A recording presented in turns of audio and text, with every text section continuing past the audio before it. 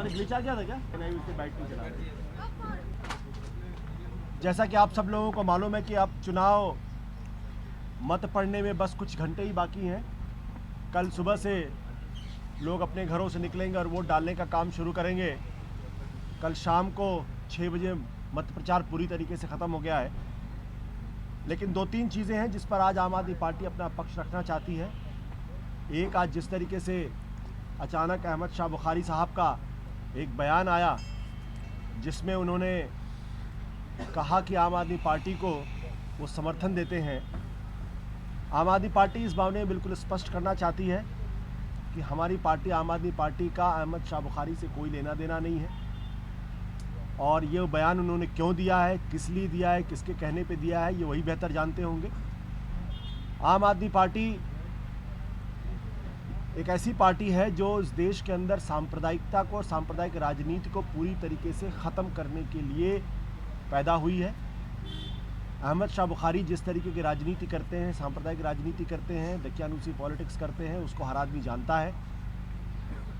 और आम आदमी पार्टी को उनके समर्थन की दरकार नहीं है। और साथ में ये भी कहना चाहती है कि एक ऐसे शख्स हैं जिन्होंने, जब उनके बेटे के दस्तारबंदी का कार्यक्रम हुआ तो उन्होंने देश के प्रधानमंत्री को न बुलाकर पाकिस्तान के प्रधानमंत्री को बुलाने का काम किया। आप देश के प्रधानमंत्री से नाराज़ हो सकते हैं, नाखुश हो सकते हैं, आपकी राय उनकी राय से एक राय नहीं हो सकती, लेकिन वो देश के प्रधानमंत्री हैं और प्रधानमंत्री होने के नाते उस पद की एक गरिमा है, उस पद का एक सम्मान है, और हम सब लोगों को उस पद का सम्मान करना चाहिए। और अगर कोई आदमी, कोई शख्स उनकी जगह अगर पाकिस्तान के प्रधानमंत्री को न्योता देता है तो ये बात ठीक नहीं है, ये देश के लिए भी ठीक नहीं है और उसकी निंदा होनी चाहिए। दूसरी बात, आम आदमी पार्टी इस चुनाव के अंदर शुरू से लगातार ये कहती रही है कि हम आम आदमी की राजनीति करते हैं। हम किसी आम हिंदू, हम किसी आम मुसलमान, हम किसी आम सिख, हम किसी आम ईसाई, सबकी बात करते हैं, सबकी पॉलिटिक्स करते हैं, क्योंकि सबकी बुनियादी ज़रूरतें एक जैसी हैं। सबको बिजली चाहिए, सबको पानी चाहिए, सबको भ्रष्टाचार से मुक्ति चाहिए, सबको शिक्षा चाहिए, सबको चाहिए कि उनकी ज़मीन, उनकी इच्छा, उनकी राय के बगैर न ली जाए। जब किसी महिला के साथ छेड़खानी होती है तो वो किसी धर्म विशेष की नहीं होती, या धर्म विशेष की इस वजह से उसके साथ छेड़खानी नहीं होती है।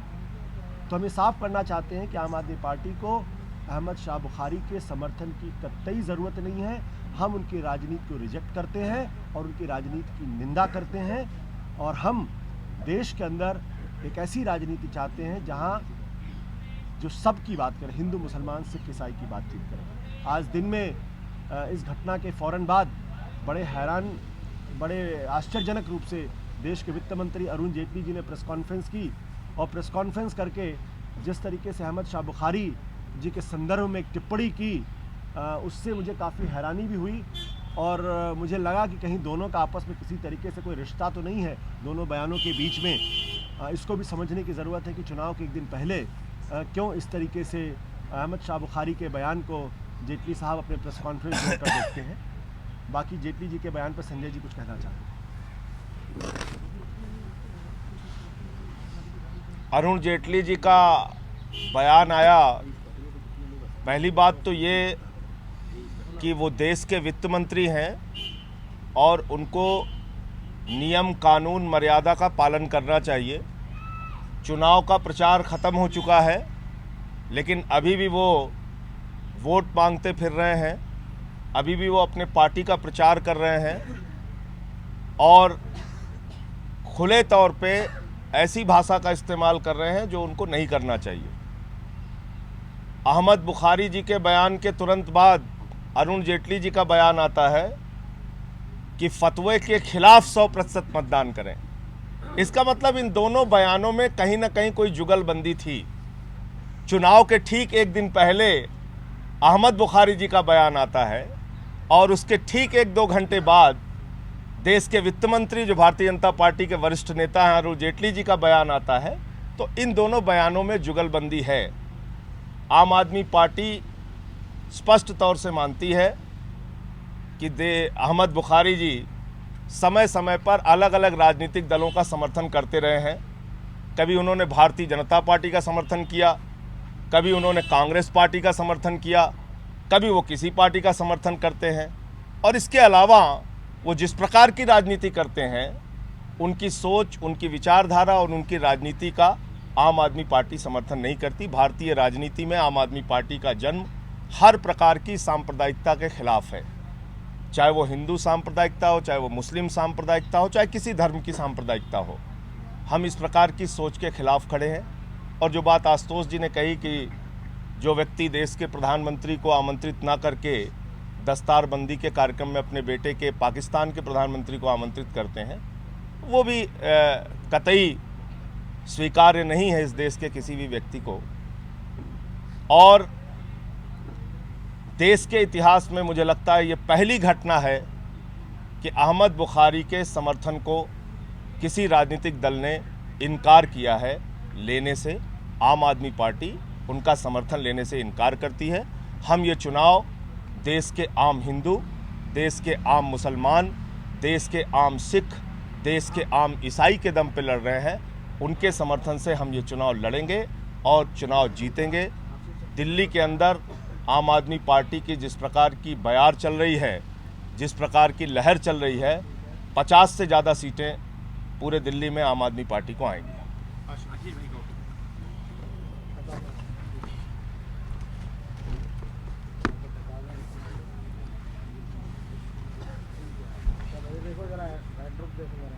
Well, today it became very clear that certain political outfits and certain elements have been trying to polarize this election. In the past, there were attempts in Trilokpuri, in Bhavana, in other places in Delhi to stir the communal pot, to create a communal situation. And today, on the eve of the polls, a man who represents regressive politics, a man who represents the worst side of communal politics, came out and gave unsolicited support to Aam Aadmi Party, which is a thinking party, which is a party of new ideas, party that wants to fight against corruption, crony capitalism, party that seeks probity, integrity in public life, party that is setting new benchmarks in Indian politics. We not only reject the offer made by Mr. Ahmad Bukhari, but we also want to make it very clear that Aam Aadmi Party is here in Delhi, in India, to fight against this sort of communal politics that Mr. Ahmad Bukhari represents. In the past, he invited the Prime Minister of Pakistan for the announcement ceremony of his son, but didn't invite the Prime Minister of India. That's the kind of communal politics, dangerous politics that this man is known for. And we reject this kind of politics, and we want to make it very clear that we reject communal politics, we fight against communal politics of all hue and color. But at the same time, we would also like to make it clear that on the eve of the polls, the finance minister of the country took the eye of the great responsibility, which is making the union budget, and held a press conference in which he again attacked Aam Aadmi Party. That shows, or rather that I think it's an icing on the cake for the Bharatiya Janata Party, that over the last 1 month in particular, they have only been practicing negative, regressive, reactionary politics in Delhi. They didn't come out with a manifesto. They were without a competent and credible leadership in Delhi. They didn't have a coherent agenda for the people of Delhi. And they spent the last few weeks in attacking Aam Aadmi Party and its convener Arvind Kejriwal viciously, personally, by resorting to name calling, resorting to abuse and filthy language. And today the Bharatiya Janata Party capped this negative campaign by this press conference by the finance minister, in which he again attacked Aam Aadmi Party and its CM face, Mr. Arvind Kejriwal.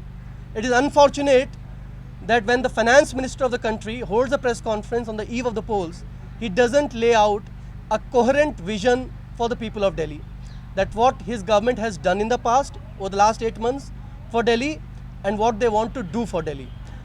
I would also like to point out that the budget that Mr. Arun Jaitley presented for Delhi in July is a budget of 38,000 crore rupees, out of which 20,000 crore rupees is planned expenditure, which was supposed to be spent on building new infrastructure, new hospitals, new colleges, laying down new water pipelines, new transmission lines. And you can go back and check your facts that 70% of this planned expenditure still lies unused, unspent. Unused, unspent. 70% of the planned expenditure of the budget presented by the finance minister of the country for the state of Delhi as of date lies unused. The money that should have been spent on laying the foundation of new buildings, new colleges, new flyovers, laying down new pipelines, transmission lines, lies unspent, has not been utilized and will lapse because the financial year is going to end. So that's the state of affairs. Now it's up to the people of Delhi to go out and vote for a competent and honest government. Interested in that. We'll request all the media houses, reporters, investigative journalists to go and find out and investigate that what prompted him that he came out and made this statement suddenly. If I can twist that question, who do you think Shahjahan Bukhari's statement is going to help? Who Yeah. is it going to help? See, as I said, there have been attempts to polarize this election. There have been blatant attempts, and I see this attempt of today, you can see it as a blatant attempt or as a subtle attempt.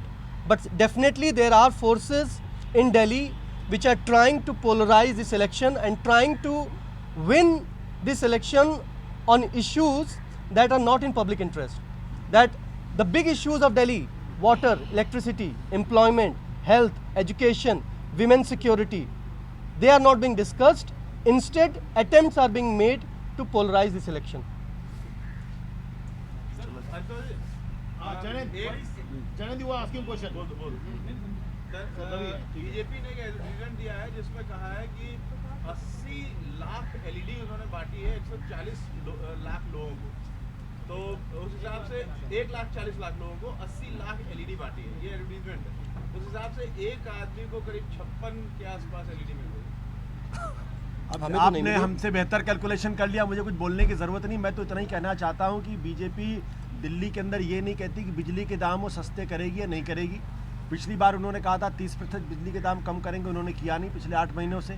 अब वो क्या कह रहे हैं कि आप अपने घरों के अंदर, बीजेपी क्या कह रही है मैं बताता हूँ। अब वो कह रहे हैं कि आप अपने घरों के अंदर ट्यूबलाइट लगाना बंद कर दीजिए, लाइट लगाना बंद कर दीजिए, गीज़र लगाना बंद कर दिए, AC चलाना बंद कर दीजिए। 5 कमरे का मकान हो तो सिर्फ 2 LED बल्ब जलाइए और साल भर के अंदर 300 रुपये की बचत कर लीजिए।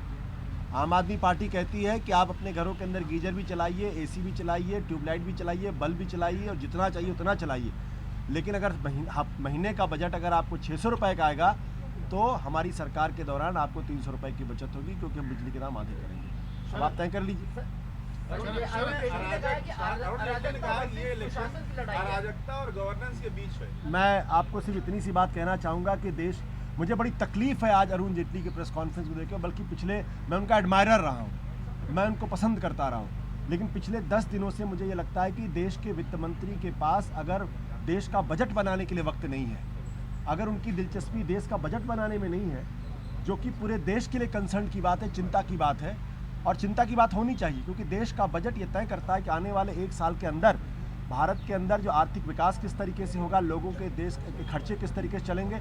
उसकी बजाय अगर वो दिल्ली के लिए की राजनीति में अगर टांग अड़ाते हैं और उसमें अपना वक्त जाया करते हैं तो कहीं ना कहीं वो देश का नुकसान कर रहे हैं। मैं वित्त मंत्री जी से फिर गुजारिश करूंगा, कृपया करके mister Arun Jaitley, you have been a law minister, now you are a finance minister, you held lot of big post, please concentrate on budget, please, because that is very, very important. Abhimanyu Sanjay ji, Arun Jaitley ने कहा है कि अराजकता वर्सेस सुशासन की लड़ाई है।